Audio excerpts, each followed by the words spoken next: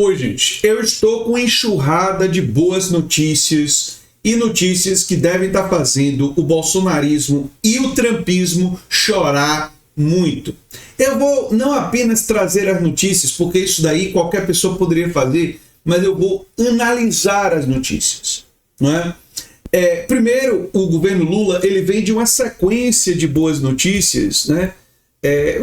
São várias, né? As notícias boas do governo Lula, né? Queda da pobreza, menor inflação, taxa de desemprego caiu para 5,2, a menor desde 2012.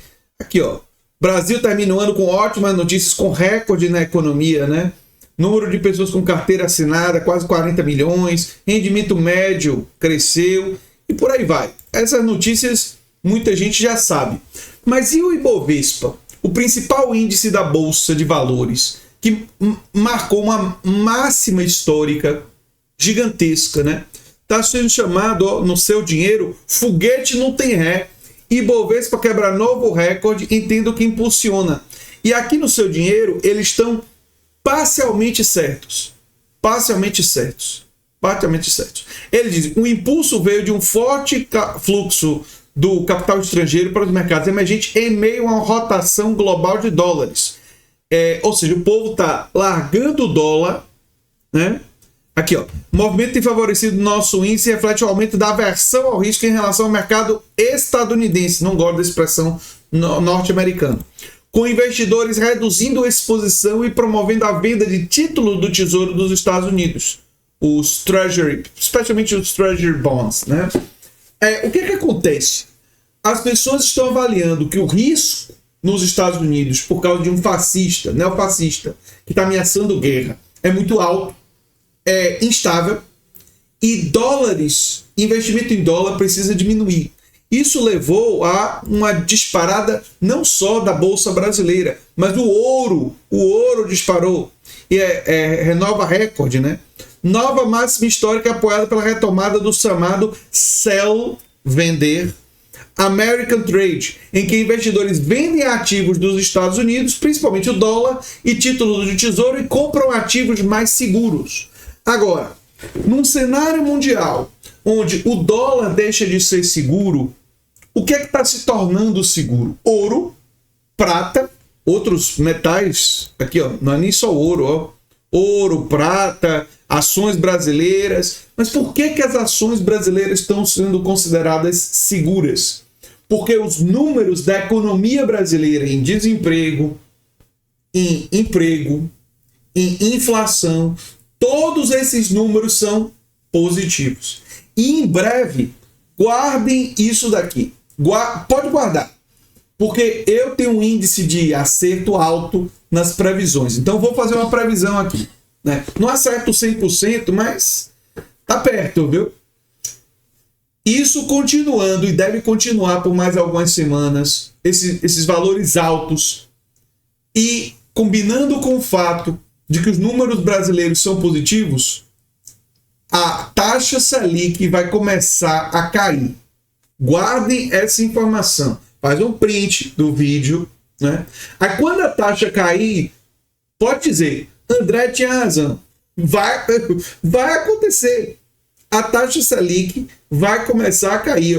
Eu entendo que a probabilidade disso é altíssima nesse ano de 2026. O quanto ela vai cair aí é um pouco mais complicado, né? Mas ela vai cair. Isso daí é batata, sabe? É uma expressão que, não sei se vocês conhecem, né? Mas é quando a gente tem quase certeza de uma situação, não é? Então, o que está acontecendo?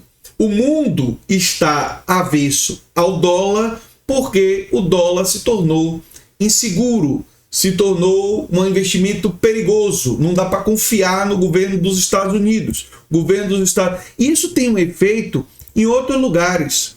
Não é só na questão da economia, digamos assim, macroeconomia, mas também tem relação em coisas como o turismo, que tem um impacto importante na economia, né? O turismo dos Estados Unidos destoa do mundo e recua em 2025 com endurecimento de regras. Chegadas internacionais de turistas cresceram 4%, mas os Estados Unidos podem ter enfrentado uma queda de 6% no ano passado. Isso é importante entender. No mundo, o turismo aumentou e aumentou muito. 6% ou 4% é um aumento muito significativo do turismo mundial. Mas os Estados Unidos estão com o turismo em queda. Eu já tinha analisado isso aqui. As pessoas estão querendo ir menos nos Estados Unidos. Aliás, esse é um ano de Copa do Mundo. Eu não sei se quem está me vendo gosta muito de futebol e pensa em viajar para os Estados Unidos para ver a Copa. E a recomendação que eu te dou é: não vá. Não vá para os Estados Unidos. Aí a pessoa diz: mas André, eu gosto muito de Copa do Mundo. É uma Copa do Mundo aqui nas Américas, né, no continente americano, que nós fazemos parte, estamos na América do Sul. Queria ir lá. Eu digo: não vá. Os Estados Unidos está agora com uma Gestapo do governo Trump, o ICE, reprimindo as pessoas, violência nas ruas. O clima lá nos Estados Unidos está medonho, uma coisa horrorosa. Mais uma pessoa morreu agora, recentemente, assassinada pelo ICE, pelo Serviço de Imigração, que agora se tornou a Gestapo do governo Trump, uma polícia voltada para perseguir e aterrorizar a sua própria população. Não é? Agora, os bolsonaristas, com todas essas notícias, devem estar chorando em algum canto aí. E eu recomendo para a cama, onde é mais quentinho para chorar. Né? Por que eles estão chorando? Porque o acúmulo de notícias positivas para o governo Lula é muito favorável a Lula na eleição. Mas aí tem gente que vai dizer nos comentários: mas André, quando você olha para as pesquisas, Lula está bem, está na frente, mas ele não está tão na frente quanto ele deveria estar diante desses números. Como é que você explica? Como é que você explica que o Brasil, mesmo com tudo isso daí, ainda tem 36%, 35% da população que está pensando em votar em Flávio Bolsonaro? O que é isso? Como explicar? Bem, tem várias explicações. Uma delas é que esse pessoal só se informa pelo zap bolsonarista, pelos canais bolsonaristas, e eles estão filtrando todas essas informações, dizendo: os dados do IBGE são falsos, querem negar os dados do IBGE, quando o IBGE mostra os dados de desemprego baixos. Dizer que a bolsa está subindo não vai ser uma coisa boa, o que é um delírio, mas enfim. Ou seja, tem as mentiradas daquele núcleo de informação.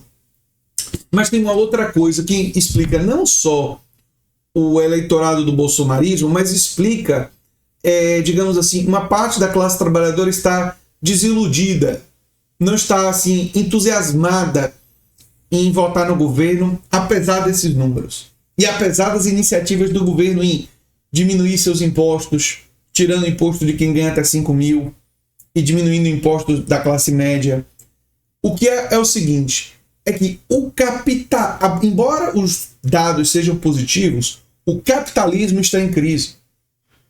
Então, quando você vê diminuição do desemprego e melhoria estatística do salário, se você não sente isso na sua vida, a pessoa não fica tão agradecida, não fica tão feliz, mesmo que ela acreditasse nos dados que são absolutamente verdadeiros.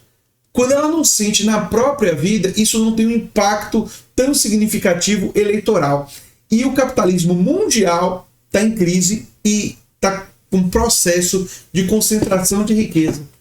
Então, quando você tem dados positivos, mas você não muda a estrutura do capitalismo, a maioria, maioria não, porque a maioria está com Lula, mas um número significativo de pessoas continua tornando a eleição competitiva, uma eleição que pode ir para o segundo turno, porque as pessoas não se animam em defender um governo, porque o sistema capitalista ele está com problemas. E é por isso que o governo Lula precisa começar a introduzir projetos para o seu próximo governo que tem um horizonte pós-capitalista, um horizonte de superação. Você tem que ter melhorias dentro do capitalismo. Isso o governo Lula está fazendo bastante, muito, né? Com os dados que eu trouxe, mas tem mais coisa.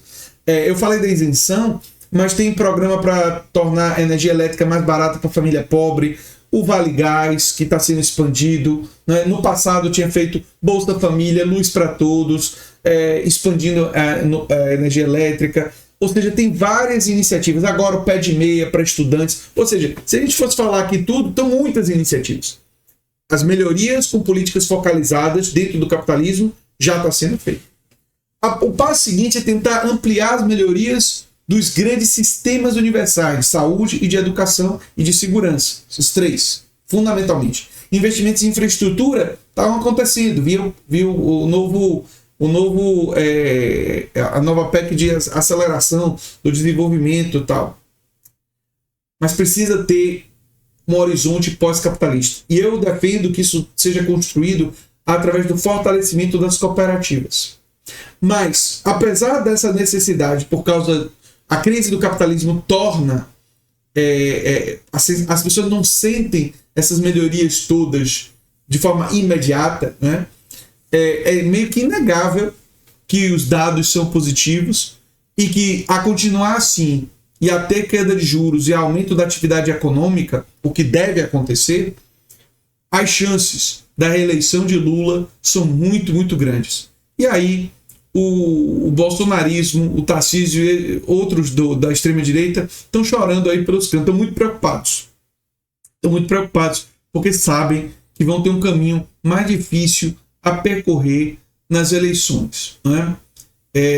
A chance deles de vitória vai ficando com todo esse cenário econômico, em parte, e a ironia das ironias, em parte impulsionado pelos Estados Unidos neofascistas do Trump. Ou seja, o que o Trump está fazendo na economia não só ajudou o Brasil na imagem, na questão do tarifaço, mas está ajudando na fuga dos dólares, e eles estão vindo para cá. Eles estão vindo para cá, os investidores, porque percebem que a nossa economia é mais segura do que a economia estadunidense nesse momento. Eu sou André Teixeira Jacobina, o canal é a Nova Máquina do Tempo, e se você gosta do que a gente faz, se inscreve, dá um like, compartilha, quem sabe vira membro ou apoiador, quem sabe faz os nossos cursos, tem vários no comentário fixado, quem sabe manda um pix para andretj@terra.com.br. E se você gostou desse vídeo, provavelmente vai gostar do vídeo sugerido aqui no final. Tchau, tchau.